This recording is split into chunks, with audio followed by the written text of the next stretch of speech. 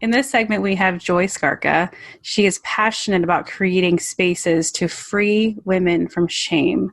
Joy is currently pursuing a Doctor of Educational Ministries from Dallas Theological Seminary, studying how women find freedom from sexual shame. Jesus healed Joy from the heartaches of sexual abuse and the pains of sexual addiction. While in college, she began writing, speaking, and leading online small groups with the goal of helping other women to experience the same freedom. In 2020, Joy transitioned to serve as the Director of Discipleship for Authentic Intimacy. Joy, thanks for joining us. Thanks, Crystal. And what's really cool is the first group I led was with your ministry, the first time online. Oh, that's wonderful. Yeah, I remember back then. I mean, how long ago was that now? I mean, maybe 5 years? 5 at least. Yeah, I think something. Glad to have you. It kind of gave me a passion for it. And I still talk to some of those women, which is really cool. Oh, fantastic. That's awesome. I love hearing stuff like that. So you're not new to this game. You're new to this world. You're not new to just this field of healthy sexuality, healthy intimacy. Would you mind taking as long as you need to share with us your story, your background, your past, and really how you got to where you are today? So my story kind of started in college. I grew up in Pennsylvania, grew up going to a church, thought I was a Christian, but didn't really know God on an intimate level. Didn't know he loved me, didn't know I didn't have to earn his love. And so I went to college in Florida, and on my third day in college, I was raped. This kind of just brought me into a depression. Like, I spent most of my nights alone in my room crying, not the way you want to start off your freshman year of college. And through that journey, I just had so many questions. A lot of questions about the abuse, like, was it my fault? Did God allow it to happen? But also just about sexuality. What does sex look like? Was what I experienced sex, how it actually is going to be in a marriage, in a relationship? And so that's when I began to Google those questions. And that is what led me to pornography. And so here I was, a freshman in college, trying to find healing from this trauma, and now beginning to get addicted to pornography and masturbation. And I just felt so alone. I felt so much shame, thinking everything was my fault, thinking God messed up when he created me, because I just felt so sexual and confused. Just no one really talked to me about sexuality in depth. I went to a weekend at a ministry in my city growing up, and we all sat in a circle and said the words penis and vagina, and that was the sex talk for me. It was a weekend conference, and so there wasn't a bigger picture to it of sexuality and intimacy with God. And so I was just very confused, and in that time I started going to Cru, which is a college ministry. And it was at Cru that I heard the gospel and fully understood for the first time that I didn't have to earn God's love. And that sort of began changing everything, put me on this healing journey through the trauma. And then I began meeting with one of the women who work for Cru, and she and I started talking about all of these different things, sexuality, but I still kept the secret of the pornography addiction to myself because I had so much shame. And so it wasn't until Crystal, I went to this women's event with Cru, and I remember a woman, she shared her story of how she had found freedom from pornography and masturbation. And because she went first, I had the gift of going second. And so a lot of my ministry now is I just feel called to go first so that other women can say, me too, and not feel alone in the struggle. And so that was me in college, and just sort of working through all of this, finding healing. And then I just had this calling and passion to do ministry full-time as my job. And so that led me to Dallas Theological Seminary, where I got my master's, and now I'm working on my doctorate there. And then it was during my master's that I met my husband, Zach, there. And so it was really interesting going through dating as someone with a history of sexual addiction. Also because I'm a blogger. So my whole life, I blog about sexuality. I blog about my story. There's videos of me telling my testimony on YouTube. It's all over the internet. And so here I am, just met this guy. And I think on our second date, he tells me he has read every blog I had ever written. I mean, wow, what the pressure, but it was kind of a relief, I don't have to worry about how am I going to tell him this? What's he going to think? And it has just been so encouraging to have his support and to be partners in ministry together. So that's really cool. But we definitely, just dating engagement, it definitely was a struggle, just figuring out sexual wholeness, still trying to find healing for myself, entering into a relationship. And now we've been married 3 years. And in that marriage, more different sexual issues to struggle with. Sexual pain has been really difficult, and going to different doctors, trying to find answers for that. So again, I just say to God, why do all these issues about sex? And I just feel like he just continues to use me in my story in powerful ways to help women find healing. So I just feel like that's what he's called me to. Well, thank you for sharing that. And we'll dig deeper into your story in the moments to come. But going back to the conversation of dating, and if I find it funny, and I'm sure you experience this too. I mean, Jessica Harris is another one who got married after entering into the ministry of talking about pornography and our sexual addictions and our sexual wholeness. And so you're one also, and so was I, that met our spouses, after this all became very public about our lives. So we kind of have a different kind of perspective when it comes to how do you tell someone that you're dating about your struggle. But at the same time, I mean, I think it's true, and it doesn't change its truth that, the right man will hear your story and accept you and love you, and it will not be a roadblock to your relationship to move having a meaningful relationship together, and not letting that be something that causes further shame. Because if you're with someone or dating someone and they don't accept that part of you, and it speaks into further shame in your life, then that's not the right guy. That's not the right person. So I get this question a lot from college students. And I always say, if a man doesn't look at you as Jesus looks at you and loves you as he does, as pure, then he's not the right guy to marry. Yeah, absolutely. Absolutely. So I love the redemption of your story too, with regard to even with getting married and having the wholeness of that. So looking at your recovery and everything, obviously, I mean, the shock of your rape, that's the sexual trauma of that experience catapulted you towards kind of a skewed view of sex and sexuality.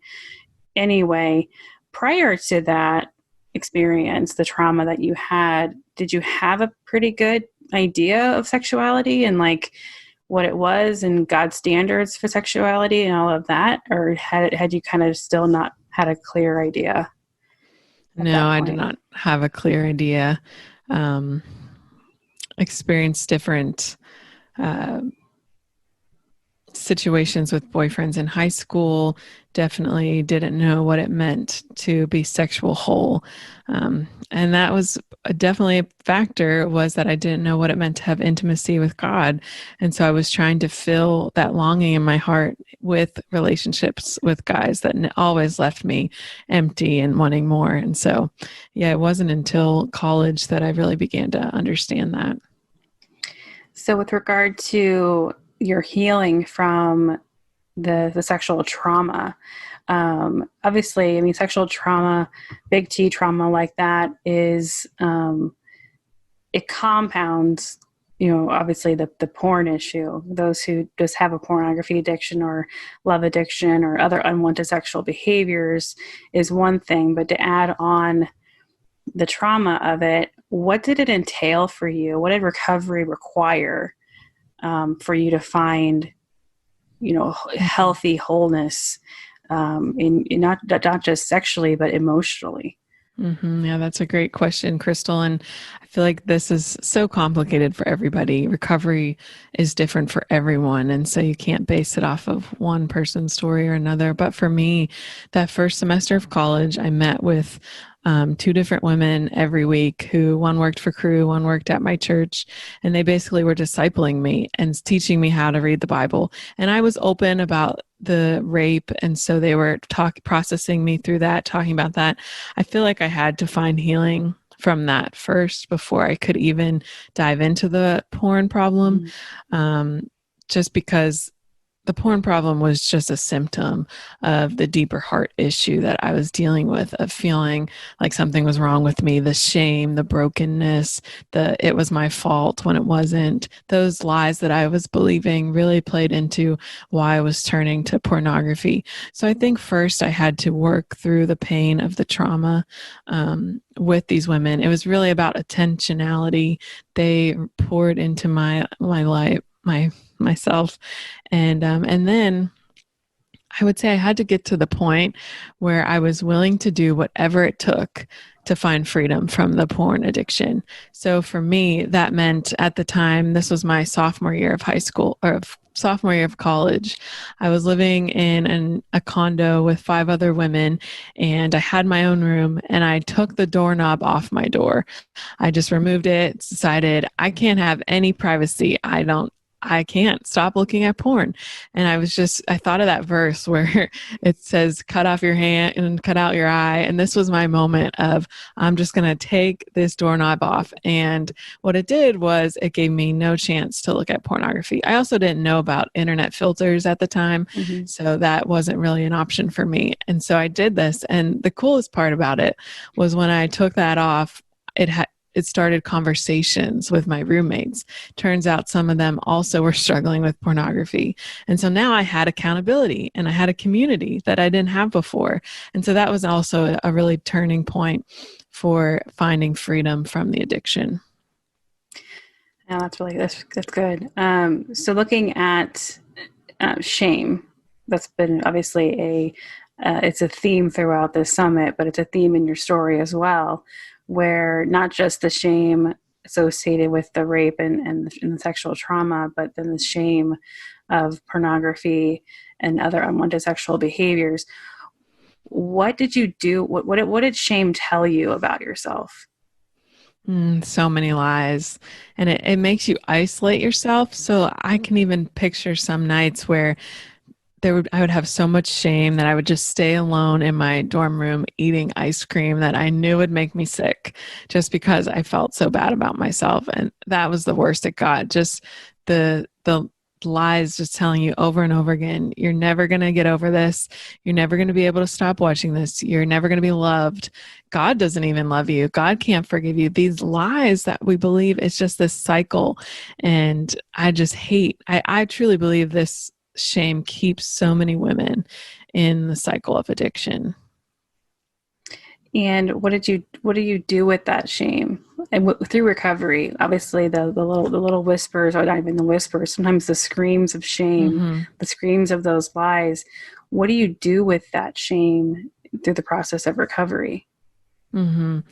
Yeah. So, I mean, it's a long process. And even now I feel like shame is the part of all of my struggles that kind of comes and goes in different seasons, and it comes up again. And I really believe that intimacy with Jesus is what changed everything. Like when those lies come up, remembering the truths that he says, whether it's me calling a friend and saying, hey, I'm really struggling right now, and I'm believing a lot of lies. Can you help me? Because there's a lot of moments where we just feel so stuck and we can't really do anything. That's the importance of community.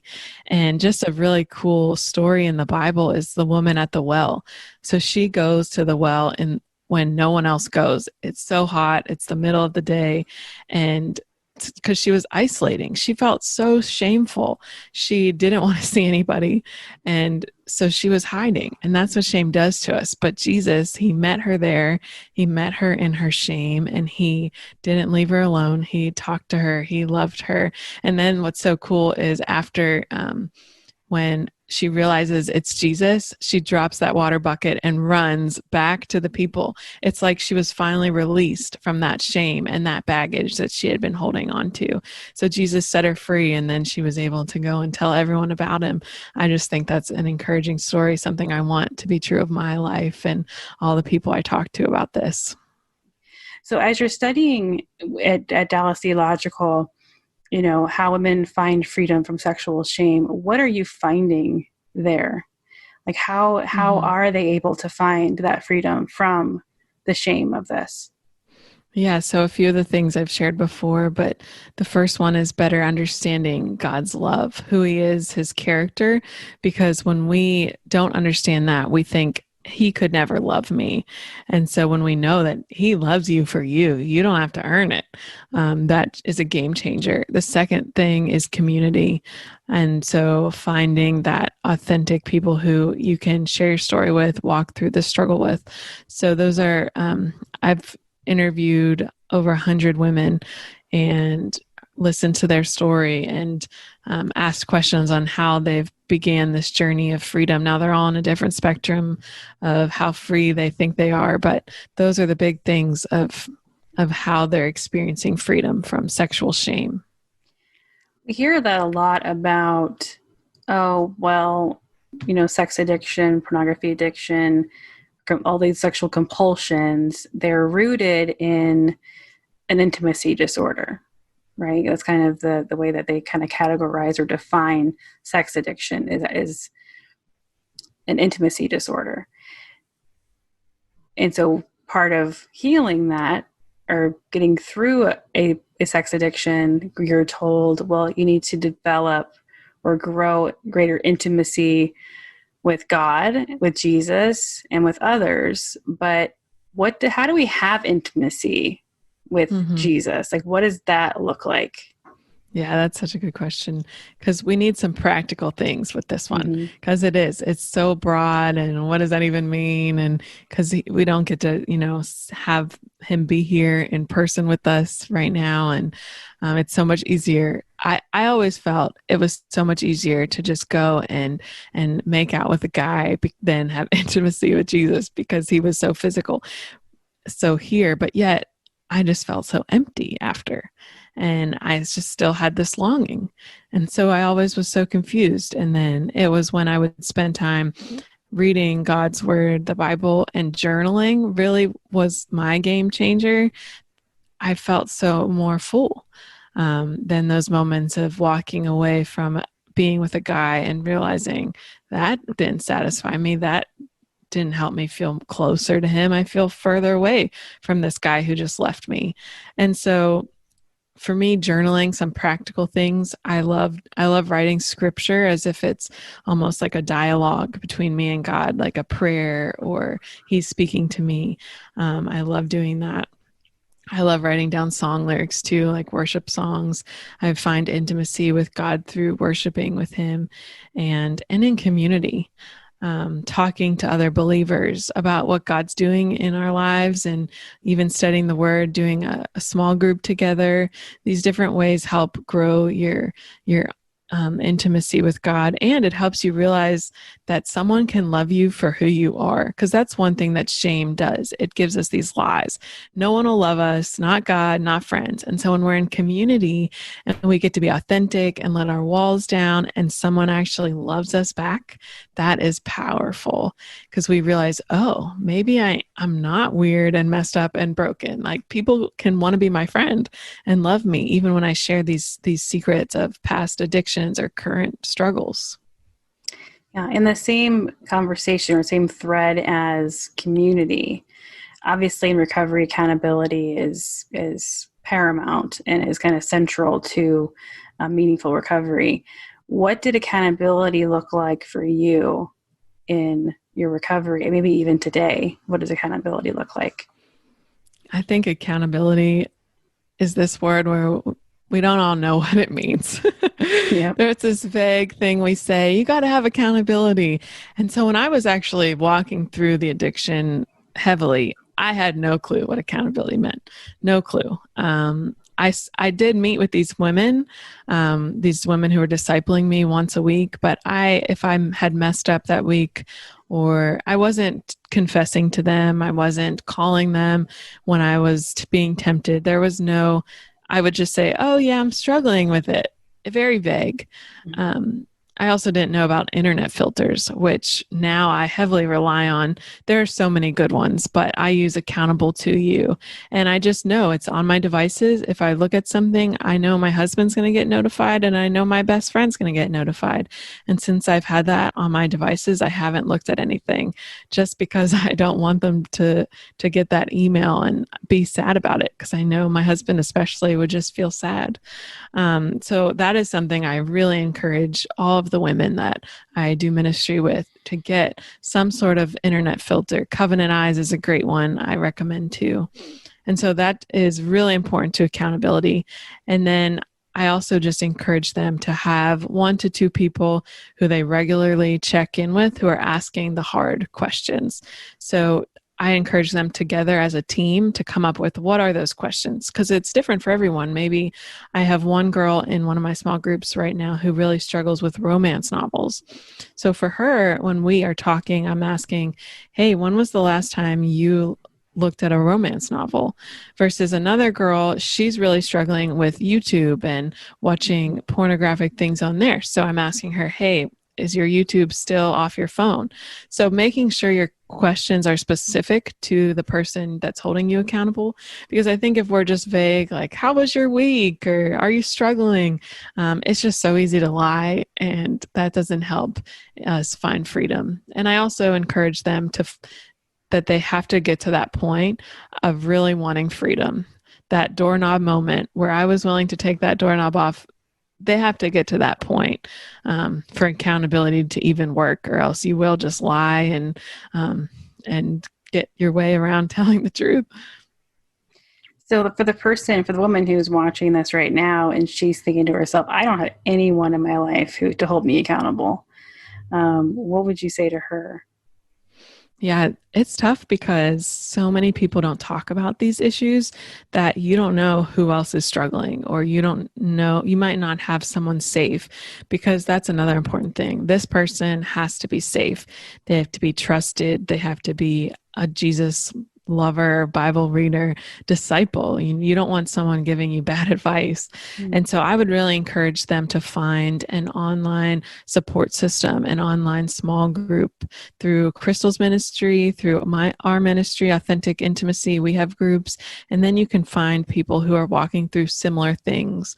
I feel like that is especially they're online. So say your church doesn't have something like this. An online group is the next best thing to try and find someone who's going through similar things, and you can be each other's accountability partners.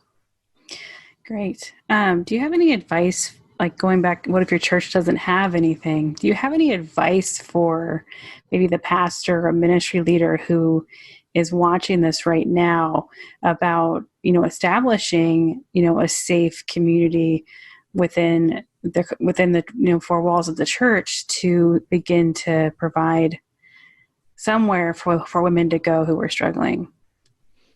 Yeah, so there are so many great ministries out there that are doing amazing work, creating curriculum, creating training resources. One thing that we're doing at Authentic Intimacy is we have a website called sexualdiscipleship.com, and it has an e-course really teaching. The goal is to teach ministers and leaders how to talk about sexuality from a biblical framework.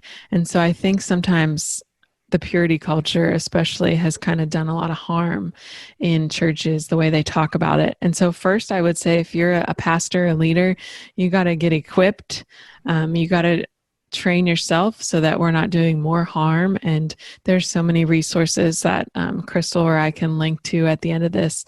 But I would just really encourage you to to get equipped so that you have the dialogue, you understand, so that you don't pick a curriculum that is going to cause more harm. And then once you go through some sort of education, I would encourage you, to try and reach out to some of your key women leaders in your church. If you don't have any women on staff, who are some key women who love the Lord that could maybe lead a group, and meet with them, get some different curriculum ideas. And even if they're feeling unequipped, send them to a training as well. You can never have enough training, especially when it's something like sexuality. Thank you for that. Is there anything else that you feel like the woman who is watching this right now just really needs to kind of walk away having heard? I think there's a lot of fear in coming forward and saying that you struggle. And I get that because I was there and I felt the fear.